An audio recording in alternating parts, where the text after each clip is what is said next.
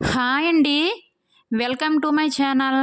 అందరూ ఎలా ఉన్నారు? నేనైతే చాలా బాగున్నాను. ఈరోజు మరొక సరికొత్త వీడియోతో మీ ముందుకొచ్చేసాను. ఈరోజు వీడియో ఏంటంటే రైస్‌తో పులిహోర వినే ఉంటారు.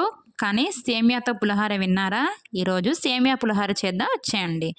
ముందుగా స్టవ్ పైన ఒక గిన్నెతో వాటర్ పెట్టుకొని బాయిల్ అయ్యాక సేమియాను వేసుకోవాలి. సేమియా వేసుకున్న తర్వాత సేమియా ముద్దకుండా ఒకదానికొకటి అంటుకోకుండా ఉండడం కోసం అందులో ఒక స్పూన్ అయితే ఆయిల్ యాడ్ చేసుకోవాలి. ఆయిల్ ఏసిన తర్వాత కొద్దిసేపు ఉడకనియ్యాలి. ఈ విధంగా ఉడికించుకుంటే సరిపోతుందండి. మరీ ఎక్కువగా ఉడకనియొద్దు. ముద్దగా అయిపోతుంది. పులిహోర అంతగా బాగోదు. ఉడికిన తర్వాత ఇగోండి అన్నం వార్చుకుంటాం కదా! ఆ జిబ్బులోకైతే దీన్ని నేను తీసేసుకున్నాను. ఇంకా వేడికి ఉడికిపోతుంది కాబట్టి చల్లీలు యాడ్ చేసుకోవాలి.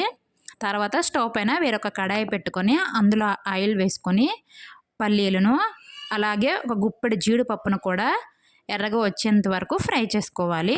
మంటను లో ఫ్లేమ్‌లో పెట్టి మాత్రమే పల్లీలను, జీడిపప్పులను వేయించుకోవాలి. మంటను హై ఫ్లేమ్‌లో పెట్టొద్దు. పల్లీలు, జీడిపప్పులు త్వరగా మాడిపోతాయి.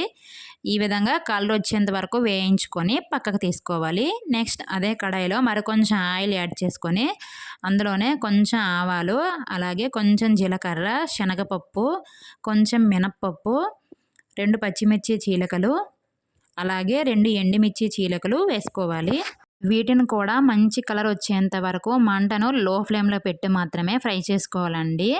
ఇది సేమియా పులిహోర కదా! పులిహోర కాబట్టి ఇందులోనే కొంచెం పసుపు, అలాగే టేస్ట్‌కి సరిపడా సాల్టు, అందులోనే కొంచెం ఇంగు పొడి కూడా వేసుకొని ఫ్రై చేసుకోవాలి. పోపు అనేది మాడిపోతే సేమియా పులిహోర యొక్క టేస్ట్ కూడా మారిపోతుందండి. బాగోదు.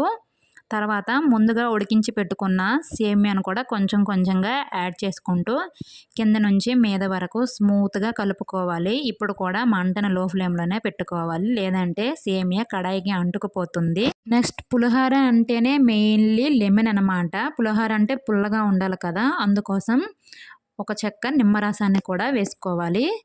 నెక్స్ట్ ముందుగా వేయించి పెట్టుకున్న పల్లీలను, జీడిపప్పులను కూడా వేసుకొని ఒకసారి కలిపేసుకుంటే ఎంతో టేస్టీ అయిన సేమియా పులిహోర అయితే రెడీ అయిపోతుందండి. ఇది పిల్లలకి టిఫిన్‌కి ఇంకా లంచ్ బాక్స్‌లకైతే సింపుల్‌గా అయిపోతుందండి. పెద్ద ప్రాసెస్ ఏమీ కాదు. చాలా బావుంటుంది. వీడియో నచ్చితే లైక్ చేయండి. ఛానల్‌ని సబ్స్క్రైబ్ చేసుకోండి.